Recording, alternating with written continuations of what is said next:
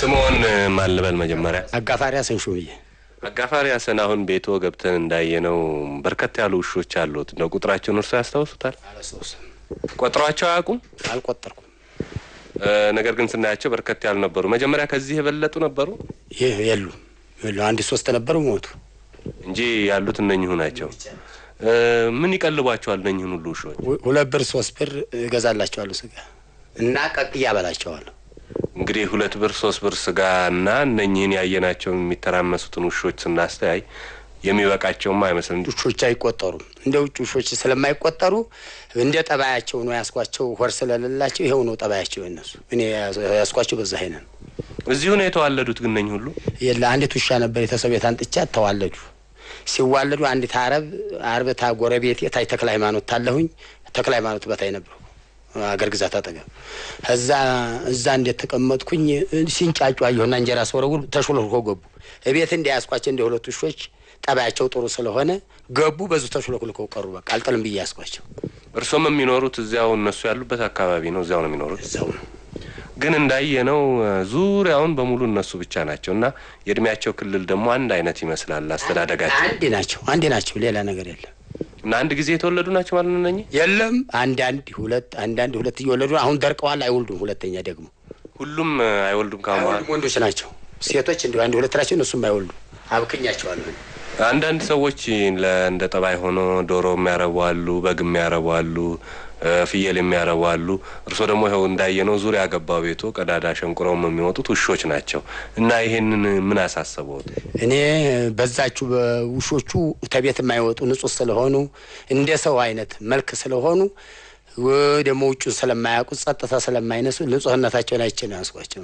አንዳንድ ሰው ግን ለመቼም ለመልክና ለውሻ ለመውደድ 2 3 ይበቃዋል። እርሶ ወደ 50 ተጠግተው ሁሉ ሲተራመስ ይሄን ያህል የላቸውም። እንደው እነሱም ደግሞ አልጥልም በማለት ነው ያስኳቸው። ሳስጨላቸው ንጹህነታቸውን አይቼ እንጂ አንዱ ብቻ ይበቃል። ግን ስንገባ በመሃላቸው ልክ እንደ በግ ሊገዛ እንደሚገባ ነጋዴ በመሃላቸው ስናልፍ አይናከሱም። እንዴት ነው? ንጹህ ናቸው። በዙ ጠባይ ነው የሚያስኳቸው። ጠባያቸው ጥሩ ስለሆነ ነው።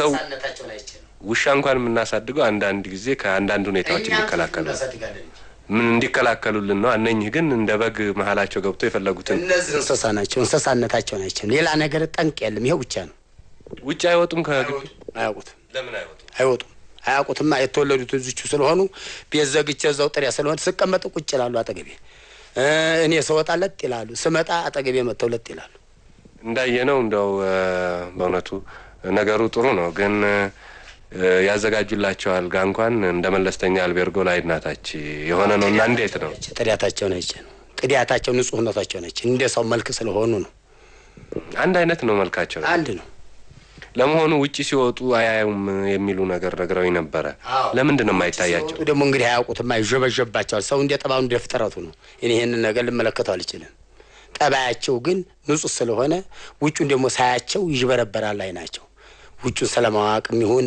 ምን እንደሆነ አላውቅም በስ እርስ በራሳቸውስ ይነካከሳሉ አይነካከሱም ሰላም ሲበሉም እንደው ያችን ተባጥቀው እንጀራይቱ ተፈትፈተ መረቂቱ ተፈትፈታ ያችን በሉ በቃ አንዴ ይበሉ በቃ ይሁን በቀን አንዴ ነው የሚበሉት አንዴ ነው ራትና ምሳ በቀን ሁለቴ ነው እንዴት ራትና ምሳ አንዴ ያመጣና ሰጣቸው አልበቃቸው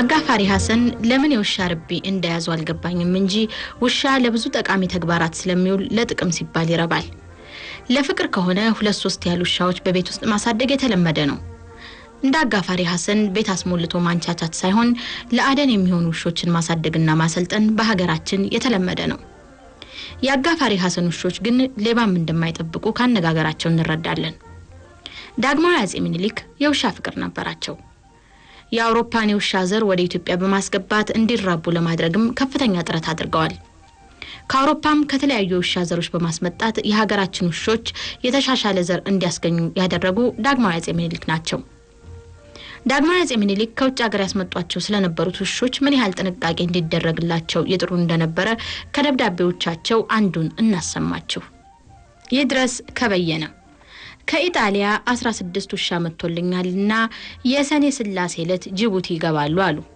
ከጅቡቲማ በባቡር ይመጣሉ ከባቡር ሲወርዱ መሬት እንዳይነካቸው በጋሪ ሆነው እንዲመጡ አድርግ ክፉ ነገር እንዳያገኛቸው አደረሃን ብለህ ለራስ መኮንን ንገር ሐኪምም ብዙ መድኃኒት ይዞ ሌላም ዕቃ አምጥቷል ብሎ ሙሴ ቼኮ ዲኮላ ነግሮኛልና ይሄንን ወደዚህ ሲያመጡ በቸገራቸው እንድትረዳቸው ይሁን ብለህ ንገር ሰኔ 5 ቀን 1893 ዓመተ ምህረት አዲስ ዓለም ከተማ ተጻፈ ታላቁ ዳግማዊ አጼ ምኒልክ ኢትዮጵያን ወደ ስልጣኔ የመሩት በሁሉም መንገድ በመሆኑ በብዙ ሀገሮች የሚደነቁ ታላቅ ሰው ናቸው ራቅ ብለን ከሀገራችን ታሪክ ስንወጣ ደግሞ ታላቁ አሌክሳንደር ውሾችን ማሳደግ ይወድ ነበር ታላቁ አሌክሳንደር ውሾችን ማርባት የሚወደው ለአደንና በልዩ ልዩ ሙያቸው በማሰልጠን ነበር አሌክሳንደር ከውሾቹ ሁሉ ፔፒታስ የሚለውን ውሻውን ይወደው ነበር አሌክሳንደር ካሉት ውሾች አብዛኛዎቹ የጦር ትምህርት የተማሩ ሲሆን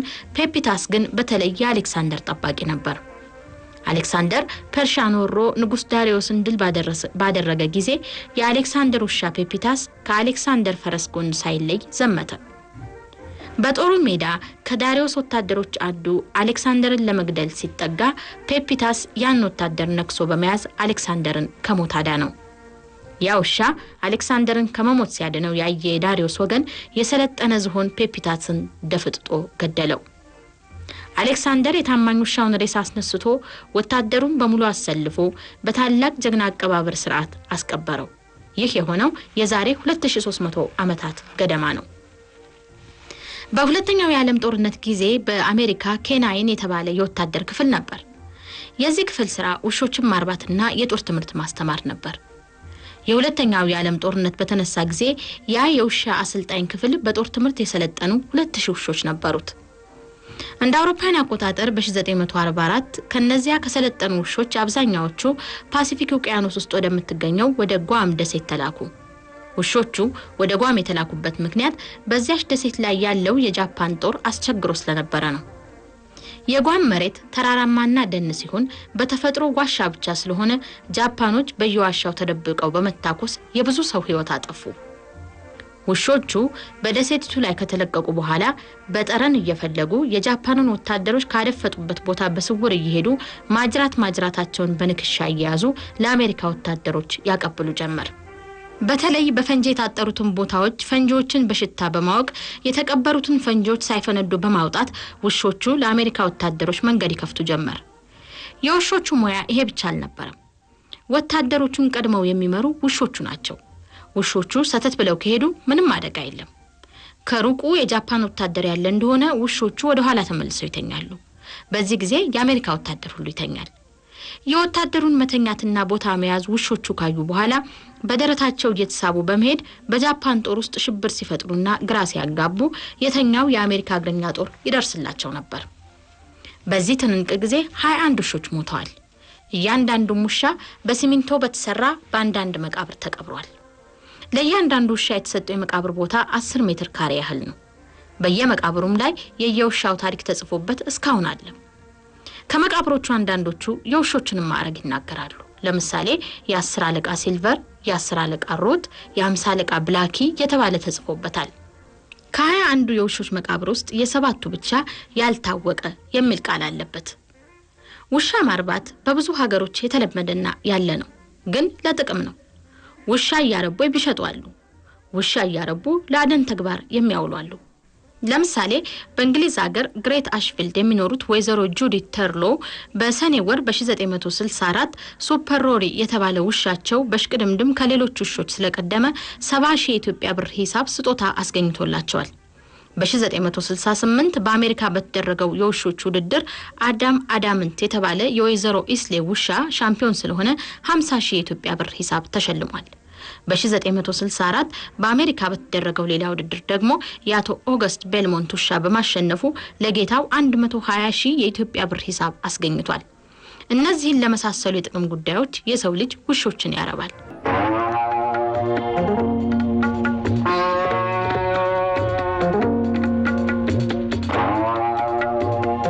ከሳሽ የከፍተኛ አንድ ቀበሌ 01 የአብዮት ጥበቃ ኮሚቴ ቀርቧል።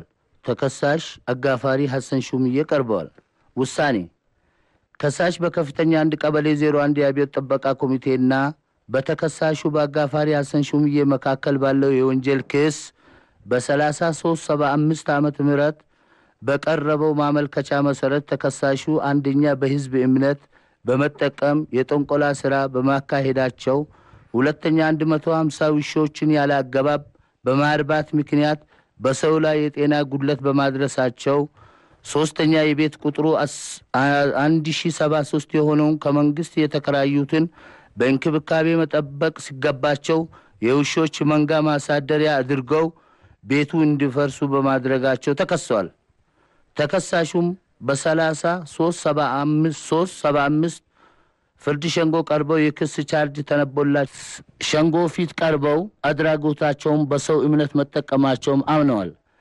በከሳሽ በኩል የህግ ማስረጃ እንዲቀርብ ሸንጎ አዞ በ1475 4 የህግ ምስክሮች ፍርድ ሸንጎ ቀርበው 3 ምስክሮች ተከሳሹ በሰው እምነት ባውቃለሁ ባይ መጠቀሙንና ከሰዎች ስለት ብለው ገንዘብ መቀበሉን አረጋግጦ መስክሮባቸዋል። ሸንጎውም የተከሳሹን መብት በመጠበቅ የመከላከያ ምስክሮች እንዲያቀርቡ ታዘው በ14275 2 የመከላከያ ምስክሮች ይበቁኛል ብለው ሲያቀርቡ፣ አንደኛው የመከላከያ ምስክር ተከሳሽ አጋፋሪ ሐሰን ሹምዬን ሳውቃቸው 10 ዓመት ይሆነኛል፣ ስራቸው ጫት በመቃብና ሰዎቹን በኔ ኢመኑ አድናቸዋለሁ እያሉና በህዝብ እምነት መጠቀማቸውን አውቃለሁ ብለው መስክረዋል። ሁለተኛው የመከላከያ ምስክር ተከሳሹን የማውቃቸው ከ10 ዓመት በላይ ሲሆን የሚሰሩትን ስራ ግን አላውቁም ብለው ዘግቷል። ስለዚህ ተከሳሹ አጋፋሪ ሐሰን ሹምዬ በመከላከያ ምስክሮች ያልተደገፉ ከመሆናቸውም በላይ ራሳቸውን በእምነት ቃላቸው ሌላ የገቢ ምንጭ የሌለኝና በዚሁ በጠንቆላ ስራ እንደሚተዳደሩ አምነዋል። ተከሳሹ አጋፋሪ ሐሰን ሹምዬ በወንጀለኛ መቅጫ ሕግ ቁጥር 661 በመተላለፍ ጥፋተኛ ናቸው ብሎ ሸንጎ አምኖበታል። በተጨማሪም ተከሳሹ አጋፋሪ ሐሰን ሹምዬ በ1969 ዓመተ ምህረት ውሾቹን በማሳደግ በሰው እምነት መጠቀሙን ለቀበሌው ጠቆማ ደርሶት 100 ውሻዎችን ቀበሌው አስገድሎ ተከሳሹ ከተግባሩ እንዲቆጠብ ቢነገረውም ተከሳሹ በአብዮት ጥበቃ ሰርጎ በመግባት ቀበሌው እንዳይነቃበት ደህና ሰው በመምሰል ከአድራጎቱ ሳይቆጠቡ ተደጋጋሚ ጥፋት አድርሰዋል። ስለዚህ በወንጀለኛ መቅጫ ሕግ ቁጥር 661 እና ቁጥር 815 የወንጀለኛ መቅጫ ሕግ መሰረት በማድረግ ተከሳሹ አጋፋሪ ሐሰን ሹምዬ በአንድ ወር እስራትና 250 ብር መቀጫ እንዲቀጡ ብለን ወስነናል። የተወሰነባቸውን 250 ብር መቀጫ ለመክፈል ካልቻሉ በጠቅላላው በ3 ወር በእስራት እንዲቀጡ ብለን ስንወስን ውሳኔውም በዜና ማሰራጫዎች ለህዝቡ እንዲገለጽና ይግባኝ ለጠየቀውም ክፍል ይግባኙ ይሰጥ ብለን በውሳኔ መዝገቡን ዘግተን ወደ ጽህፈት ቤቱ ተመላሽ አድርገናል። የከፍተኛ 1 ቀበሌ 01 ፍርድ ሸንጎ ትዕዛዝ የከፍተኛ 1 ቀበሌ 01 የአብዮት ጥበቃ ኮሚቴ በአዋጅ ቁጥር 206/73 አንቀጽ 19 መሰረት የተሰጠውን ተግባርና ስልጣን ይዞ ከዚህ በላይ የተወሰነውን ውሳኔ እንዲያስፈጽም አዘናል። ታህሳስ 26 ቀን 1975 አዲስ አበባ የከፍተኛ 1 ቀበሌ 01 ከነማ ፍርድ ሸንጎ።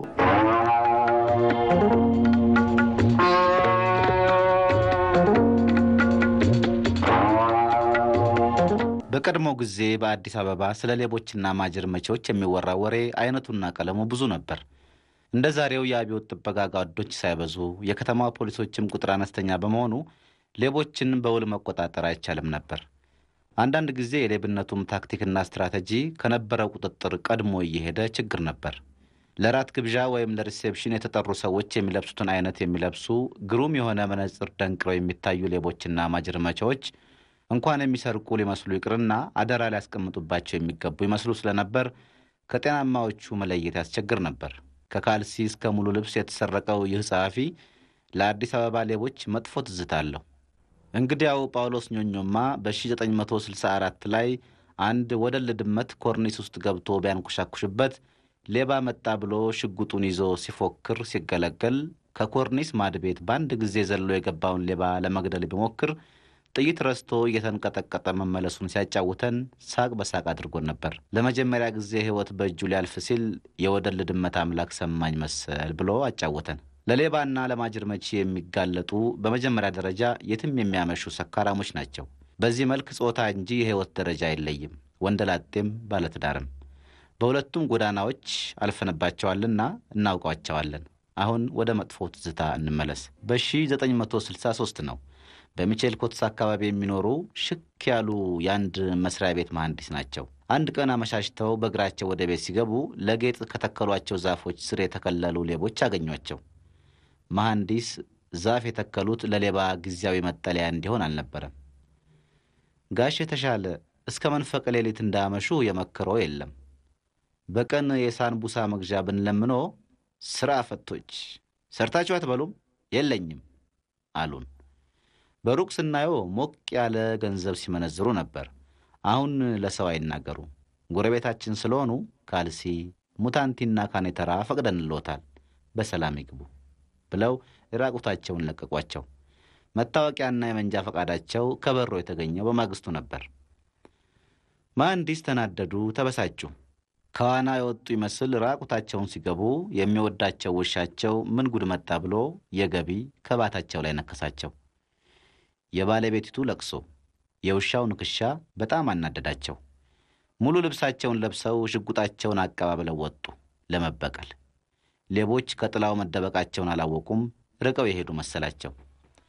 ሌቦች በኋላቸው በኩል ግጥም አድርገው ያዟቸው። ትንሽ ክርነ ሐዋርያት ቢጤ ሰጧቸው። እንዳይጮሁ በአፋቸው ጨርቅ አጎረሷቸው። ቅድም ጎረቤት ነው ብለን ካልሲ ሙታንቲና ካኔተራ ተውንሎ፣ አሁን ግን ሻል ያለ ገጸ በረከት ጨምረው አመጡ። ጉዳታችንንና እንጀራ ያረረብን መሆኑን ተረድተውልናል። ስለዚህ ከአካሎ በስተቀር የቀረው ለእኛ ሰራዊት እንዲሆን ተወስነዋል ብለው መለመላቸውን ለቀቋቸው። እንደተወለዱ ራቁታቸውን እየሮጡ ሲሄዱ የሚወዱት ውሻቸው በድጋሚ እንዳይቋደሳቸው ባለቤቲቱ ይዘው አንተ ሰው ሙሉ ልብስ እየለበስክ ወጥተህ መብረቅ የመታው ጋኔን እየመሰልክ ትመለሳለህ ብለው አዝነው ነጠላ ወረወሩላቸው። ተራኪ የሌባ ምርኮኛ የሆኑ መሐንዲስ፣ ቦታው ለቅሶ ቤት፣ በሁኔታው የለቅሶ ቤት ወደ መለስተኛ ሰርግ ቤት ሊለወጥ ነበር። ያንን ሁኔታ ደግሞ ለማውራት ዛሬ ምቹ ጊዜ ነው። ድሮ ሌባ ማጅር መቺ ስንለው የነበረው ሰራዊተ ቦዘኔ ዛሬ አራዳ ደህና ሁኝ ብሎ ተፈጥሮን ማስከበር ጀምሯልና።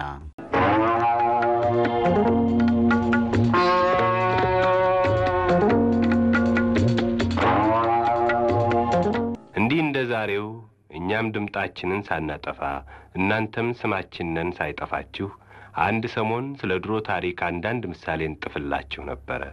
በተለየ ከብርሃንና ሰላም ጋዜጣ ላላያችሁት ለማስታወቅ እያልነ ከከተማው ወሬ ከማስታወቂያውና ከሌላውም ፈገግታ ከሚሰጠው እየመረጥነ ለቅምሻ ያህል ስናቀርብላችሁ ነበርነ።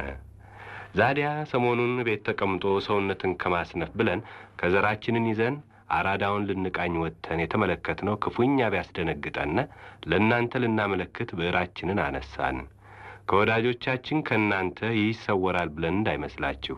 ግን ስለ መጠጥ ጉዳይ እኛ በእድሜያችን በራሳችን በጓደኞቻችንም ሲደርስ ያየነው ብዙ ስላለ ልናካፍላችሁና ለወጣቶቹ ልጆቻችን ብታደርሱላቸው ብለን ነው። የዛሬ 58 ዓመት ግድም በጥር ወር ብርሃንና ሰላም ጋዜጣ ከመጠጥ የሚገኝ ጉዳት በሚል አንድ የከተማ ወሬ ቢጥፍ ሁላችንን አስደነገጠን። ወሬው እንዲህ የሚል ነበረ። ታህሳስ 28 ቀን አቶ ቢራቱ የሚባል እንጦጦ ራጉኤል ገዳም ውስጥ የነበረ ሰው አራዳ አረቄ ሲጠጣ ውሎ ወደ ማታ ፈረስ ተቀምጦ ወደ ቤቱ ሲወጣ ራጉኤል አፋፍ በደረሰ ጊዜ ሰውነቱ በመጠጥ ዝሏልና ተኮርቻ ተገልብጦ ወደቀ።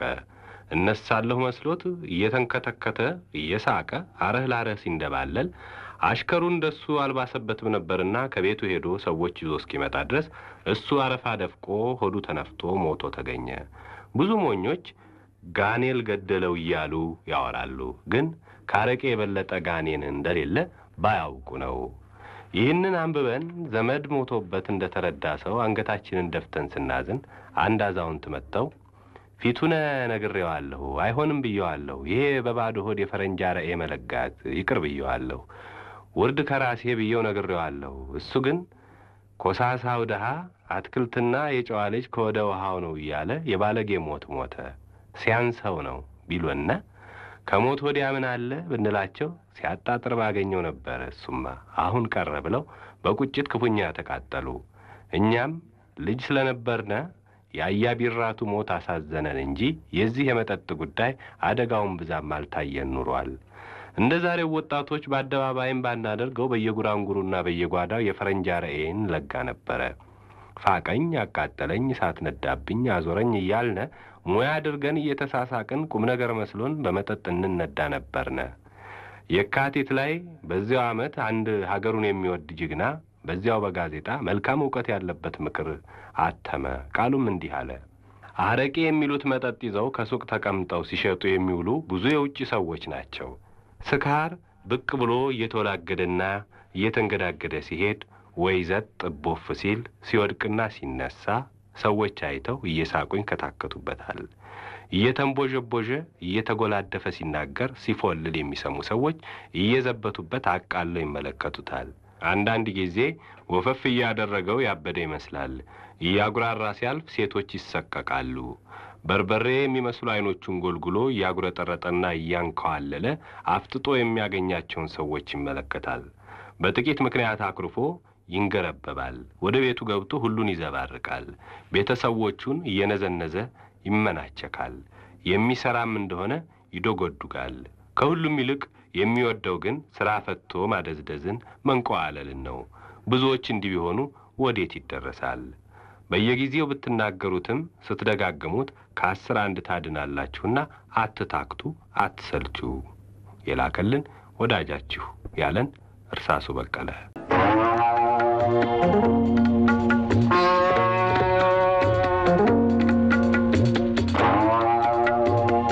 አጫዋቹንም ተጫዋቾችንም በጨረስኩ ነበር።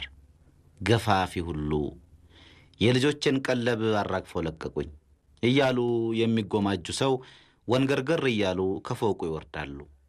ሰዎች እየተከተሉ ያጽናናሉ። ዛሬ ባይቀናው ነገ ይሳካልዎታል ይሏቸዋል።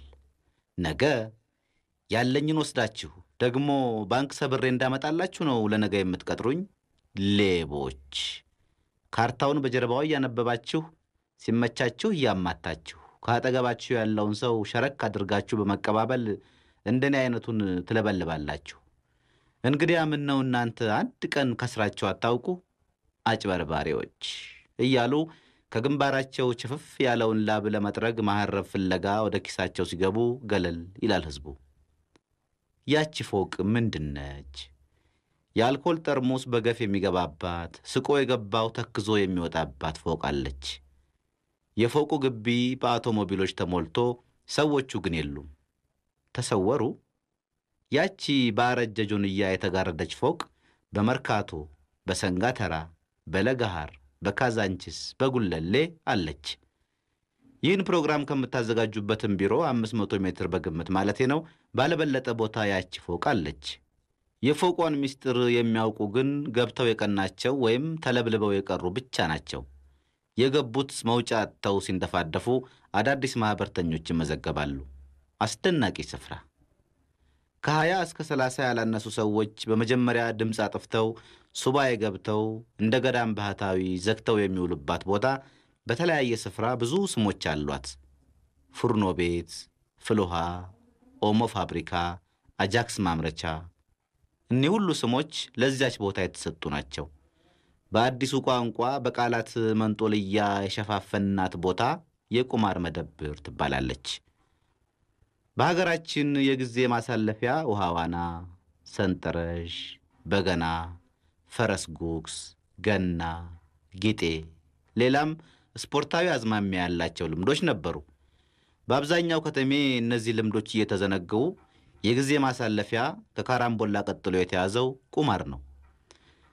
አንድ በቁማር ሱስ የተለከፈ ሰው ቁማርን በግሉ መዝገበ ቃላት ሲተነትነው ቀመረ፣ ደመረ ካለው ግስ ይወጣል ይለዋል። ቁማር ቢያስቀንስ እንጂ መቼ ያስደምራል ብለን ተከራከር ነው። ቁማር የአረብ ቋንቋ ነው ብለው የነገሩን ሰዎች ጊዜ ይወስዳል እንጂ አመጣጡን ሁሉ አብረው አስረድተውናል። ጊዜ ለማሳለፍ በቡና በሻሂ ግፋቢል በቢራ እየተወራረዱ የሚጫወቱትን ይህ ጽሑፍ አይመለከታቸውም። ከሙሉ ደሞዛቸው አልፈው የመኪናቸውን ቁልፍና ሊብሬ የሚያስይዙትን እንጂ። ስለ ቁማር ስናነሳ ቀደም ብሎ በነበረው ስርዓት መሬታቸውንና ባህር ዛፋቸውን ሸጠው በገንዘቡ ተጫውተው ጉቶውን ሲያስማሙ ለውጥ የመጣባቸው ከንቱ ግሩፕ ይሏቸዋል። ለቁማሩ በፕሮፌሽናልነት ማለትም በባለሙያነት እየተቀጠሩ ይሰራሉ። የጽሑፌ አዝማሚያ ደግሞ ፈቃድም ሳይኖራቸው በዚያች ፎቅ የጠረጴዛ ጋኞታ ይሉታል እያስከፈሉ ሕዝብ እርስ በራሱ ሲበዘበዝ የሚውልበት ቦታ አለች ለማለት ነው። ዛሬ ሲራራ ነገ ኪሳራ የሆነውን ቁማር የሚከታተሉት ሰዎች የበለጠ ለማግኘት የበለጠ መቆመር የበለጠ መክሰር መሆኑንም አይዘነጉትም። አላይደል ተስፋ ለመቁረጥ እነ መንትፍ እነ ጭሉሌ በቁማር የተመረኮዘ ጽሑፍ አቅርበው ዲግሪ ያገኙበት ይመስል ሁለመናውን የሚያውቁ አሉ። የኔ ቢጤውን ቀርፋፋ ለመጀመሪያ በትንሹ ያቀምሱታል። ሙክቱን ለማድለብና ለማስባት ትንሽ አሞሌ ጨው እንደማቅረብ። በኋላ ልብሱን ሊያስማሙ ምንም አይቀራቸው። ባለፈው ወር አንድ ወዳጄ ቁማርተኛ ቀንቶት ስልክ መታልኝና ሄድኩ። 10 የሚሆኑ ጓደኞቹ ፊታቸው ተለዋውጧል። ሰውየውም ብዙ ብር ወስዶባቸዋል። ጨዋታው ደርቷል። ጥሬ ስጋ የተመገቡባቸው ቢላዋዎችና በርከት ያሉ ጠርሙሶች ከዚያ ቦታ ገለል እንዲሉ ያደረግኩት የሰዎቹን ሁኔታ ስመለከት ነው። በጣም የተጎዳው ቁማርተኛ ቦርሳውን አውጥቶ ከመታወቂያው ሌላ 10 ብር ተርፋው እረ ብሮ ብሮ የያዘ ሻባዜ ተቆልለሽ ነበር ትናንቴን ጊዜ እያለ ይዘፍናል።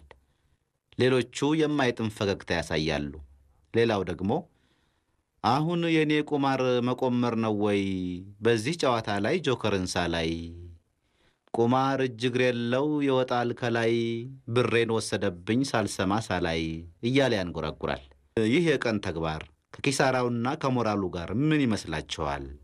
ከዓለም ተለይቶ በአንዲት ጠባብ ቦታ ተወስኖ ውሎ ማደርስ ምን ይባላል? በአንዳንድ የቁማር ቦታ ከንብረት ሌላ ብዙ ንትርክም ስለማይጠፋ መፍትሄውን ፈልጉ ለማለት ነው ይህን ጽሑፍ ያቀረብኩላችሁ።